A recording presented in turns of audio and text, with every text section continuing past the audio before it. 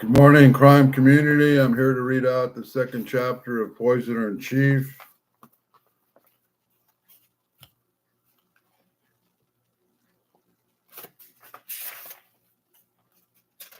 It's called Willing and Unwilling Subjects. This is part 2. In a sleepy German town called Uberswell, tucked into the rolling hills north of Frankfurt, the Nazis had operated a transit camp for captured British and American pilots. This U.S. Army took it over in 1946 and named it Camp King, after an intelligence officer who had been killed a couple of years before.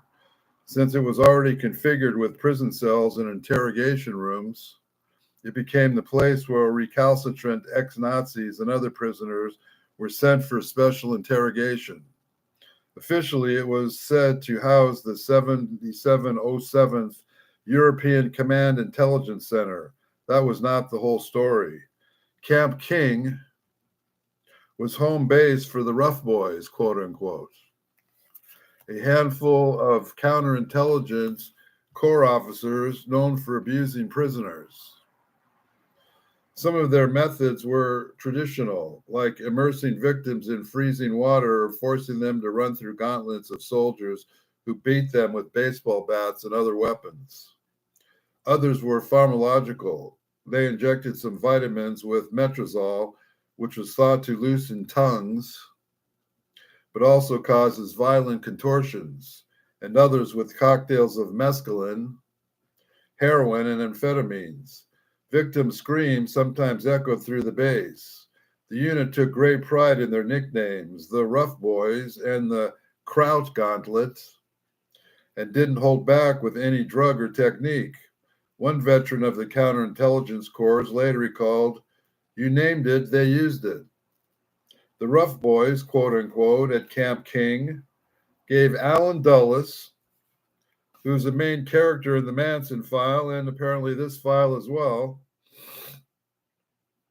head of the MK program, in charge of the Warren Commission. No contradiction there. The Rough Boys, quote unquote, at Camp King gave Alan Dulles all the muscle he needed for torture of the traditional sort. Most appealingly, as one CIA officer in Frankfurt put it, disposal of body would be no problem.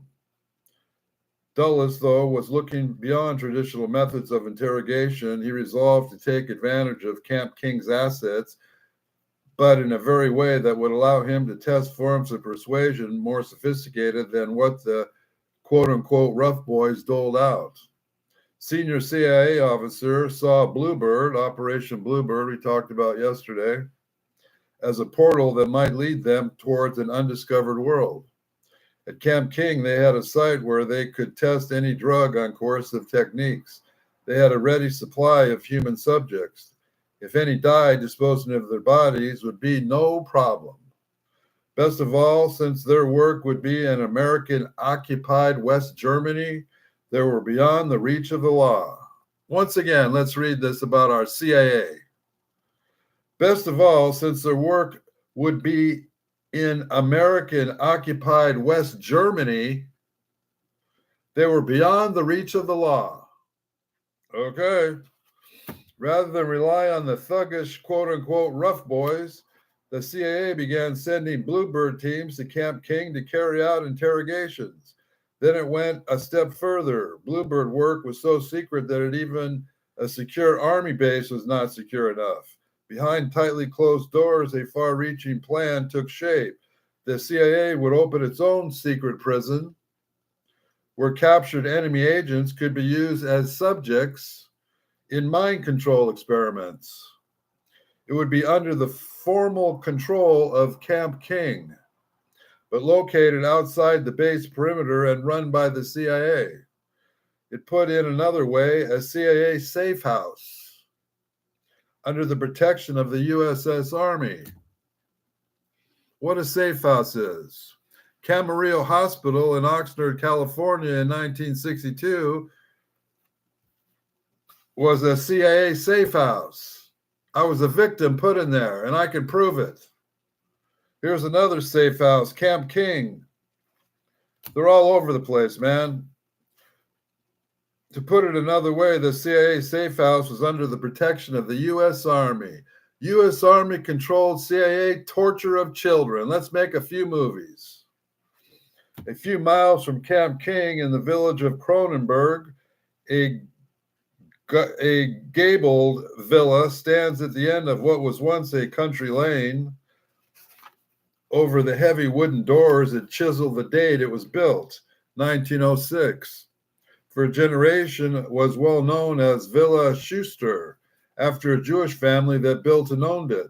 The family was forced to sell during the Nazi era. In early 1951, the year Stephen was born, Americans from the CIA and Special Operations Division were looking for a black site, drove up the lane and found it.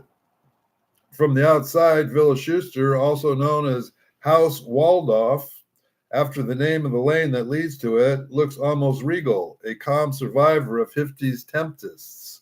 It's a spacious with elegant entryway and sturdy beams. The grand living room has a high ceiling, leaded windows, and an imposing fireplace. On the two upper floors are a dozen bedrooms. The basement is a complex of bricked-in storerooms easily configured into sealed cells. With the coming of the Cold War in the late 40s, a different sort of prisoner began arriving at Camp King. Many were in the form of Eastern Europe, including East Germany. Some were captured Soviet agents. Others claimed to be refugees but had been judged unreliable. The guilty were mixed with the simply unfortunate. They were what the CIA called, quote-unquote, expendables, meaning that if they disappeared, no one would inquire too closely. The especially expendable, along with those believed to be guarding especially valuable secrets, were sent to Villa Schuster. In its basement, doctors and scientists conducted the most extreme experiments on human beings that ever have been carried out in the offices of the United States government, right back in the 1940s. The villa on the edge of the Kronberg became the CIA's torture house. A German television documentary concluded decades later. CIA officers who conducted Bluebird interrogations at Camp King and Villa Schuster counted on guidance from Doc Fisher, a German physician who had worked at Walter Reed General Hospital in Washington and spoke good English. Doc Fisher was General Walter Schreiber, the former Surgeon General of the Nazi Army. During the war, he had approved experiments at the Auschwitz, Ravensbrück, and Dachau concentration camps in which the inmates were frozen, injected with mescaline and other drugs, and cut open so progress of gangrene in their bones could be monitored. Can you imagine this kind of torture, man? According to one American researcher, this experiment usually resulted in a slow and agonizing death. After the war, Schreiber was arrested by the Soviets and imprisoned at the notorious La Blanca prison in Moscow. Finally, he persuaded his jailers to allow him to accept a professorship in East Berlin. Once there, he slipped across the West Berlin and presented himself to officers of the Counter Intelligence Corps. As soon as they confirmed his identity, they sent him to Camp King. There he was welcomed like an admired colleague. The former chief physician of the German army, who had been responsible for overseeing many concentration camps experiments, sat for weeks of questioning, according to one report. But these were not the kind of questions an accused prisoner would be asked about crimes against humanity. They spoke as scientists and colleagues about their knowledge and experiences. Within a few months after his arrival, Schreiber rose to become Camp King's staff doctor. Part of his job was to advise members of visiting Bluebird teams in techniques of special interrogation. One CIA-connected researcher, a Harvard Medical School professor named Henry Beecher, spent a long evening with him at Villa Schuster. In retrospect, it seems a chilling scene, sitting in an elegant salon, probably sipping good drinks, almost certainly with a fire blazing. These two mutual admirers, one a former Nazi doctor, the other a Harvard professor who worked with the CIA, talked shop. They were among the world's few true experts on the subject of psychoactive drugs and had much to discuss. Directly below their feet were stone cells where the quote-unquote expendables were kept for use as subjects in bluebird experiments. Beecher wrote afterward that he found Schreiber intelligent and cooperative. He enjoyed their exchange of ideas. Teams of bluebird interrogators flew regularly to West Germany to conduct their experiments. Most often, they did their work at Camp King and the nearby black site of Villa Schuster. German researchers would later identify other secret prisons where Americans also carried out extreme experiments. One was in Mannheim, near the Baroque palace from which princes once ruled the Palatinate. Reports had placed others in Berlin, Munich, and outskirts of Stuttgart. At these special secret prisons, bluebird interrogators worked without any outside supervision. This set in precedent the mark of breaking through for the CIA. In opening prisons, the agency established its right not only to detain and imprison people in other countries, but to interrogate them harshly while they were in custody without regard to U.S. law.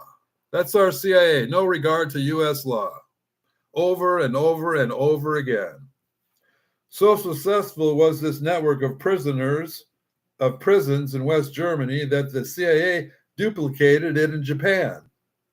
There, bluebird interrogation teams injected captured North Korean soldiers with drugs including sodium amytal, a depressant that can have hypnotic effects, and with 3 potent stimulants, benzodrine, which affects the central nervous system, choramine, which acts on the lungs, and picrotoxin, a convulsant that can cause serious and respiratory paralysis. While they were in the weakened state of transition between the effects of depressants and stimulants, CIA experimenters subjected them to hypnosis, electroshock, and debilitating heat. Their goal, according to one report, was to induce violent cathartic reactions, alternately putting subjects to sleep and waking them up until they were sufficiently confused to be coerced into reliving an experience from their past. CIA officials in Washington ordered the officers who carried out these experiments to keep their true nature secret from every of the American military units with which they were working, and to say that they were only conducting intensive polygraph work. I didn't know intensive polygraph work included torture, did you? Intensive polygraph work. At the pace of these experiments, and testified scientists at Camp Dietrich renewed their interest in Kurt Blom. Immediately after the war, they had declined his offer to come to the United States, but by the early 1950s, his knowledge of poisons and hallucinogens seemed to qualify him as an ideal advisor to the Bluebird Project. The CIA found him practicing medicine in Dortmund. On the spring day of 51, an officer visited his office with a proposition. If you would agree to spill his secrets, the CIA would arrange for an accelerated paperclip contract that would bring him to the United States. Blom was enjoying his new life, but admitted that he liked the idea of a return to biological research, finally drawn especially by the prospect of working once again with his former Nazi comrade, Walter Schreiber, who had accepted a paperclip contract and was at the moment preparing to board a ship for New York. He decided to accept the CIA's offer. He sold his medical practice, listed his home with a real estate agent broker, and pulled his children out of school so they could concentrate on learning English. The timing was bad. Schreiber's arrival in the United States set off a scandal.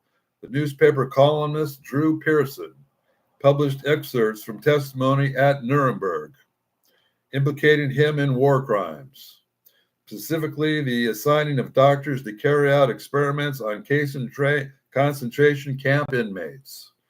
Much outcry followed. Schreiber's American sponsors reluctantly decided to cancel his paperclip contract. Rather than return to West Germany, he chose retirement in Argentina. This scandal erupted at the chief of USS Army Intelligence in Berlin. Colonel Garrison Cloverdale was reviewing Kurt Blom's application for a paperclip contract. He had rubber-stamped dozens of others, but this time he balked. The extent of Blom's crimes, he decided, disqualified him from entry into the United States. In a memo to General Lucius Clay, the High Commissioner for Germany, he recommended that the accelerated paperclip contract be rejected and that Blom be denied a visa. Clay agreed. Cloverdale sent a curt cable to Camp Dietrich scientists. Suspended shipment, Dr. Kurt Bloom appears inadmissible to view of Highquack. CIA officers working on the Bluebird project were furious. Bloom contract signed and approved, Commander-in-Chief. One of them wrote in an angry memo, subjects completing preparations for shipment late November. He's already turned over private practice, Dortmund, to another doctor. In view of adverse publicity which might ensue and which may destroy entire program, this theater recommends subject be shipped. The CIA's appeal was unsuccessful. Admitting Bloom to the United States threatened to focus unwanted attention not only on him, but also on the hundreds of other former Nazis who have been quietly brought to work in American military bases and research laboratories. Yet Bluebird operatives remain determined to tap his uniquely valuable story of knowledge. Fortunately or unfortunately, depending on how you look at it, the ideal job had just become available. Walter Schreiber had been staff doctor at Camp King, and now that post was open. The CIA offered it to Blom. He would resume his work he pursued during his Nazi years, testing what one memo called the use of drugs and chemicals in unconventional interrogations. Since he would be based at Camp King rather than in the United States, he could help direct the interrogations as well. Blom accepted. His wife refused to move to Camp King. Can't say as I blame her. With him, and the couple separated. Doc Blom was free to devote all of his time to his new work. Judges at Nuremberg had condemned Nazi doctors for violating universal principles that must always govern experiments on human beings. In their verdict, they enumerated those principles which became known as the Nuremberg Code. To justify the punishments, they meted out and set immutable laws for future generations. No copy of the Nuremberg Code is known to have hung at Camp King or any other place where Bluebird teams experimented on prisoners. If it had, experimenters might have been drawn to its first and most essential principle. Required is the voluntary, well-informed understanding, consent of a human subject in a full legal capacity. Despite the clarity of that imperative, and despite the 7 death sentences that had been pronounced on Nazi scientists who were judged to have violated it, and the Nuremberg Code was never incorporated into the United States law. Despite the clarity of that imperative, and despite the 7 death sentences that had been pronounced on Nazi scientists who were judged to have violated it, the Nuremberg Code was never incorporated into the United States law. Why not? It did not legally bind Bluebird researchers, experimenters, or interrogators as they set out to answer deep and ancient questions. What were those about? After consulting with their new German and Japanese colleagues, CIA officers came up with a list. Answers to these questions, they asserted in a memo in early '51, would be of incredible value to the agency. Can accurate information be obtained from willing and unwilling individuals? Can agency personnel or persons of interest to the agency be conditioned to prevent any outside power from obtaining information from them at any known means? Can we guarantee total amnesia under any and all conditions? Can we alter a person's personality? How long will it hold? Can we devise a system of making unwilling subjects into willing agents? How can drugs be best concealed in a normal and commonplace items such as candy, cigarettes, liquor, wine, coffee, tea, beer, gum, water, common medicines, Coke, toothpaste? Can we extract complicated formulas from scientists, engineers, etc., if unwilling? Can we extract details of gum emplacement, landing fields, and factories and mines? Can we also have them make detailed drawings, sketches, and plans? Could any of these be done under field conditions in the very short pace of time? Bluebird is not fully satisfied with results to date, but believes with continued work and study, remarkable results can be obtained. This memo concluded, Bluebird's general problem is to get up, conduct, and carry out research, practical, not theoretical, in this direction. 3 of the first CIA officers, Dulles, assigned to oversee Bluebird, was part of the agency's inner core, James Jesus Angleton. Didn't he come up in the last book? I know he came up in the assassination of the President of the United States. So what's Dulles and James Jesus Angleton doing in this gig? This is the corruption in America that I'm speaking about right here in Poisoner in Chief. There are three of the first CIA officers Dulles assigned to oversee Bluebird were part of the agency's inner core. James Jesus Angleton, Chief of the Counterintelligence Staff. Frank Wisner, Wisner, soon to become Deputy Director for Plans. And Richard Helms, right at the top of the pyramid, isn't he? Who 20 years later would rise to the top job, Director of Central Intelligence. Once a Bluebird poisoner in chief, now he's head of the CIA. After all hyperactive and full of ideas, they realized, however, that they lacked the scientific background to answer the multi-layered questions they were asking.